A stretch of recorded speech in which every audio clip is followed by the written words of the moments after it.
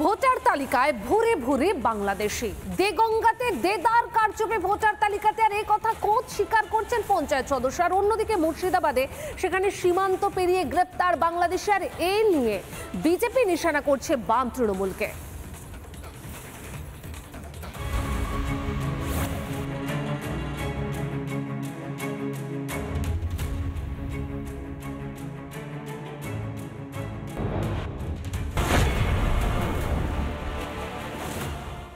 Voter পাওয়া যাচ্ছে সেগুলো খুঁজে বার করার জন্য। তা আমি এখন দেখেছি এখানে দুজন আছে, বাংলাদেশেও মানে ভোটার আছে, এখানেও ইন্ডিয়াতেও আছে। ইনি তৃণমূল পরিচালিত পঞ্চায়েতের সদস্য, তৃণমূলের টিকিটে জিতেছেন। আরেকবার শুনুন কি বলছেন। ভোটার পাওয়া যাচ্ছে সেগুলো খুঁজে বার করার জন্য।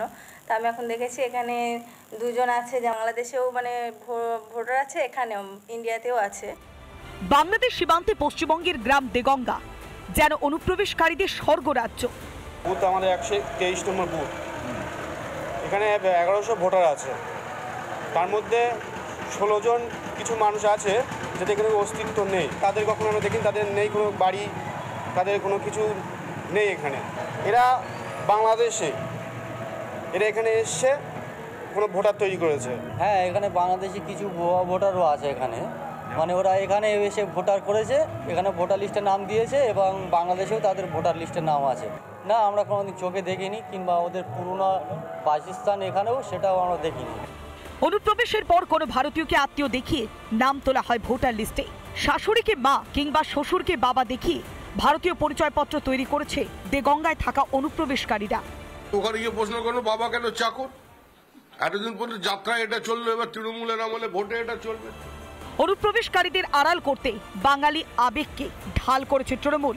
এরই মাঝে মুর্শিদাবাদে গ্রেপ্তার বাংলাদেশি যুবক। খুলনার বাসিন্দা আরিফ খান দালাল ধরে ভারতে ঢোকার চেষ্টা করে, সেই দালালকেও গ্রেপ্তার করা হয়েছে।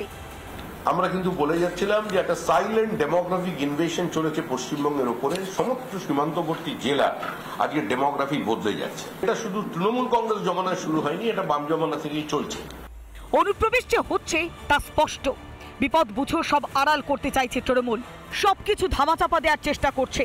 তবে কি ক্ষমতায় থাকতে তৃণমূলের তোষণে ভরসা? রিপাবলিক বাংলা। নানা ধরনের কন্টেন্ট দেখার জন্য লাইক করুন, শেয়ার করুন আমাদের ফেসবুক পেজ, সাবস্ক্রাইব করুন আমাদের ইউটিউব চ্যানেল।